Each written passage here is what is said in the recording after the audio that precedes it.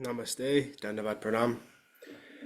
By the instruction and grace of our spiritual master, Om Vishnupad, Paramahamsa, Sripad, Bhakti Madhava, Puri Maharaj, we are here reading Srimad Bhagavatam, Om Namo Bhagavate Vasudevaya.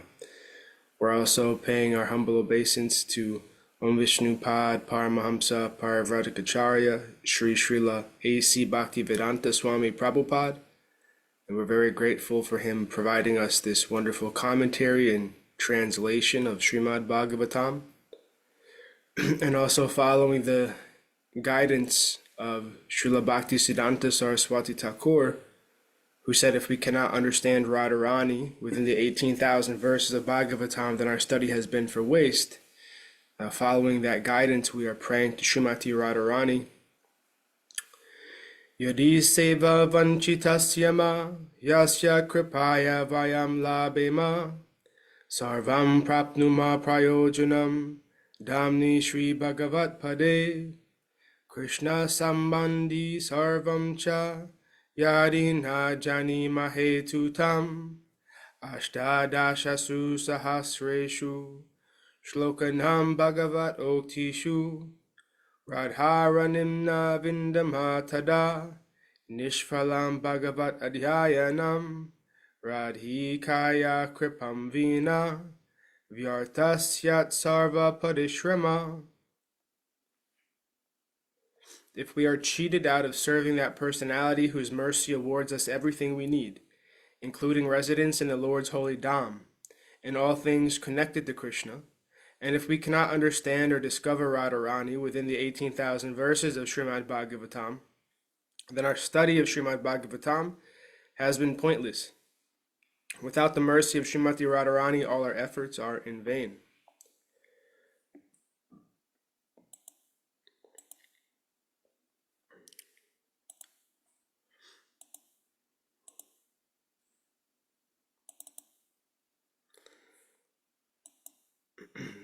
So we are continuing from Srimad Bhagavatam, Canto 4, the creation of the fourth order, chapter 25, the descriptions of the characteristics of King Purañjana, text 41.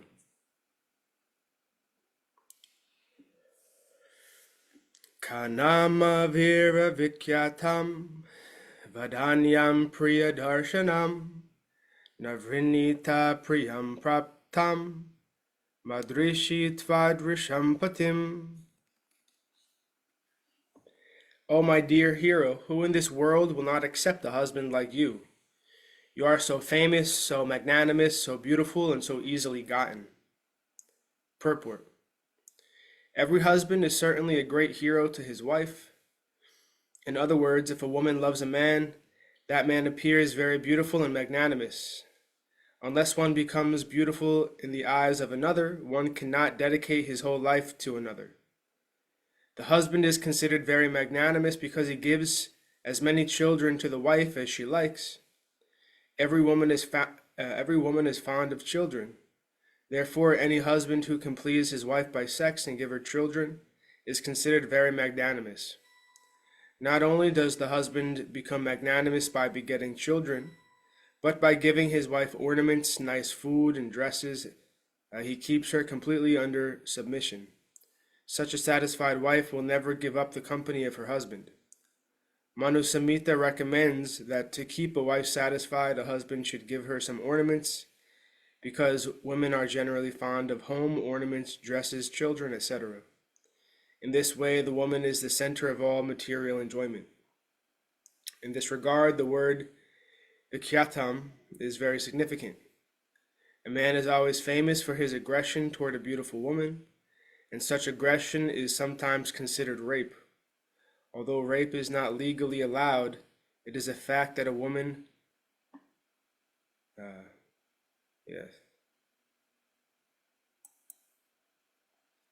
Text 42.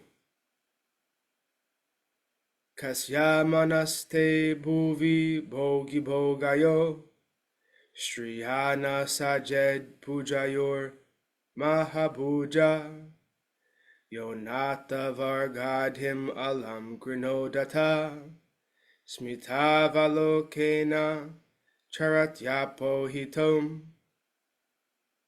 O mighty armed, who in this world will not be attracted by your arms, which are just like the bodies of serpents? Actually, you relieve the distress of husbandless women like us by your attractive smile and your aggressive mercy.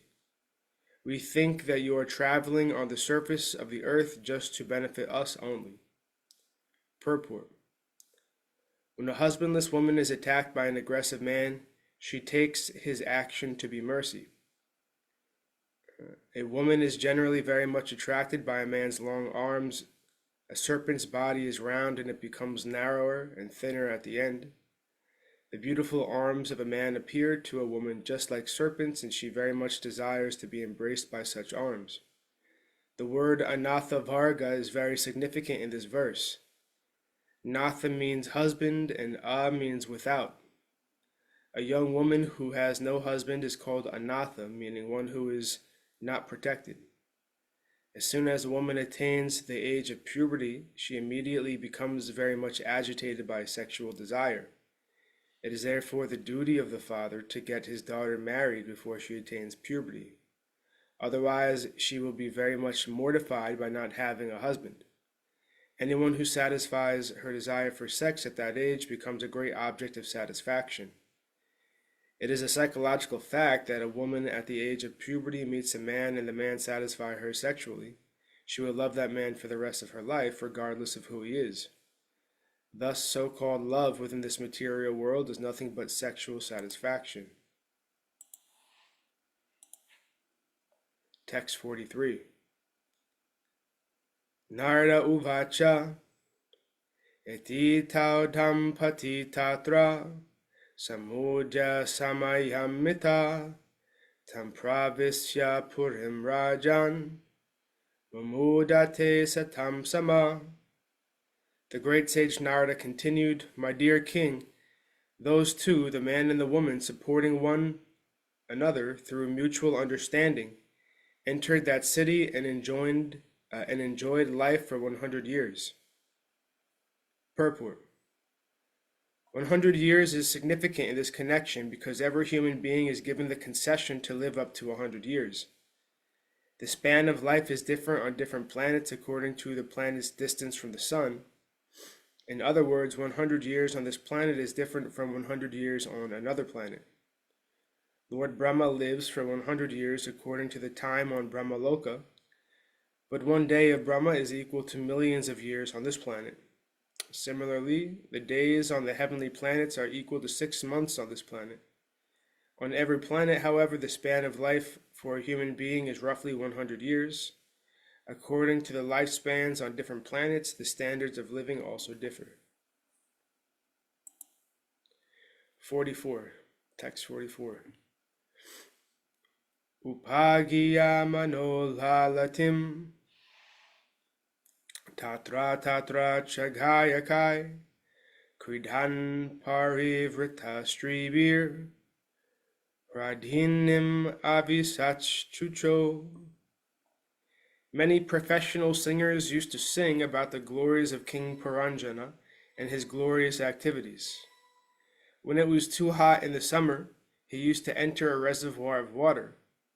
He would surround himself with many women and enjoy their company. Purport. A living being has different activities in different stages of life. One stage is called Jagrata, or the life of awakening, and another is called Svapna, or the life of dream. Another stage is called Sushupti, or life in an unconscious state, and still another stage occurs after death. In the previous verse, the life of awakening was described. That is, the man and the woman were married and enjoyed life for 100 years. In this verse, life in the dream state is described, for the activities Purañjana accomplished during the day were also reflected at night in the dream state. Purañjana used to live with his wife for sense enjoyment, and at night, this very sense enjoyment was appreciated in different ways. A man sleeps very soundly when he is greatly fatigued, and when a rich man is greatly fatigued, he goes to his garden house with many female friends, and there enters the water and enjoys their company. Such is the tendency of the living entity within this material world. A living entity is never satisfied with a woman unless he is trained in the system of brahmachari. Generally, a man's tendency is to enjoy many women, and even at the very end of life, the sex impulse is so strong that even though one is very old, he still wants to enjoy the company of young girls. Thus, because of the strong sex impulse, the living entity becomes more and more involved in this material world. Text 45. Shapto pari kritadvara purastasyas tudveyada pratag vishaya gatyartam tasyamya kachaneshvara. Of the 9 gates in that city, 7 were on the surface and 2 were subterranean. A total of 9 doors were constructed, and these led to different places. All the gates were used by the city's governor. The 7 gates of the body that are, this is the purport now. The 7 gates of the body that are situated upward are the 2 eyes, 2 nostrils, 2 ears, and 1 mouth. The 2 subterranean gates are the rectum and genitals. The king or the ruler of the body, who is the living entity, uses all these doors to enjoy different types of material pleasures. The system of opening different gates to different places is still evident in old Indian cities. Formerly, a capital was surrounded by walls, and one passed through various gates to go to various cities or towards specific directions. In Old Delhi, there are still remnants of surrounding walls of various gates known as Kashmiri Gate, the Lahori Gate, etc. Similarly, in Ahmedabad, there is a Delhi Gate. The point of this simile is that the living entity wants to enjoy different types of material opulences, and to this end, nature has given him various holes in his body that he can utilize for sense enjoyment. Text 46. Panchadvarastu parastya dakshinhaika tatotara paschimedveya musamte namhani nripa varnaye. My dear king, of the 9 doors, 5 led toward the eastern side, 1 led toward the northern side, 1 led toward the southern side, and 2 led toward the western side. I shall try to give the names of these different doors. Purport. Of the 7 doors on the surface, namely the 2 eyes, 2 ears, 2 nostrils, and 1 mouth, 5 look forward, and these are described as the doors facing the eastern side. Since looking forward means seeing the sun, these are described as eastern gates, for the sun rises in the east. The gate on the northern side and the gate on the southern side represent the 2 ears, and the 2 gates facing the western side represent the rectum and the genitals. All the doors and gates are described below. Text 47. Kadyota virmukhi cha prag Dvarav ekatra nirmite Vibrajitam janapadam Yati tabyam dumatsaka. The 2 gates named Kadyota and Avirmukhi were situated facing the eastern side, but they were constructed in one place.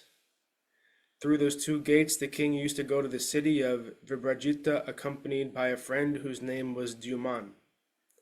Purport. The 2 names Kadyota and Avirmukhi mean glowworm and torchlight. This indicates that if the 2 eyes, the left eye is less powerful in its ability to see. Although both eyes are constructed in one place, one is stronger than the other in the power to see. The king, or the living entity, uses these 2 gates to see things properly, but he cannot see unless accompanied by a friend whose name is Dyuman. This friend is the sun. Although the 2 eyes are situated in one place, they have no power to see without the sunlight. Vibrajitam janapadam. If one wants to see something very clearly, vibrajitam, he must see it with 2 eyes and the assistance of his friend, the sunlight. Within this body, everyone is a king because he uses different gates according to his own will. Although he is very much proud of this power to see or hear, he is nonetheless dependent on the assistance of nature. Text 48. Nalini nalini cha prag, dvarhave katra nirmite, abhaduta shakastabhyam, vishayam yati saurabham. Similarly, in the east, there were two seats of gates named Nalini and Nalini, and these were also constructed in one place. Through these gates, the king, accompanied by a friend named Avadut, used to go to the city of Saurabha, purport. The two gates named Nalini and Nalini are the two nostrils. The living entity enjoys these two gates with the help of different avaduts or airs, which constitute the breathing process. Through these gates, the living entity goes to the town of Saurabha or aroma. In other words, the nostrils, with the help of their friend the air, enjoy various aromas in the material world. Nalini and Nalini are the pipes of the nostrils through which one inhales and exhales, enjoying the aroma of sense pleasure. Text 49. Mukyad namha purastadvas tayapana bahudano vishayo yati purarad rasagya vipananvita. The fifth gate, situated on the eastern side, was named Mukhya, or the chief. Through this gate, accompanied by his friends Rasagya and Vipana, he used to visit two places named Bahudana and Apana. Purport. The mouth is here described as the chief, or the most important gate. The mouth is a very important entrance because one has two functions to conduct with the mouth. One function is eating and the other is speaking. Our eating is done with the friend Rasagya, or the tongue, which can taste so many different types of food. The tongue is also used for speaking, and it can speak of either material sense enjoyment or Vedic knowledge. Of course, here material sense enjoyment is stressed. Therefore, the word rasagya is used. Text 50. Pitrihur nripa puryadvar dakshinena Purañjana rastram dakshina panchalam yati shruta dharanvita. The southern gate of the city is known as Pitrihu, and through the gate King Purañjana used to visit the city, named Dakshina Panchal, accompanied by his friend Shrutadhara. The right ear is used for karma kandiya, or fruit of activities. As long as one is attached to the enjoyment of material resources, he hears from the right ear and uses the five senses to elevate himself to the higher planetary systems like Pitraloka. Consequently, the right ear is here described as the Pitrihu gate.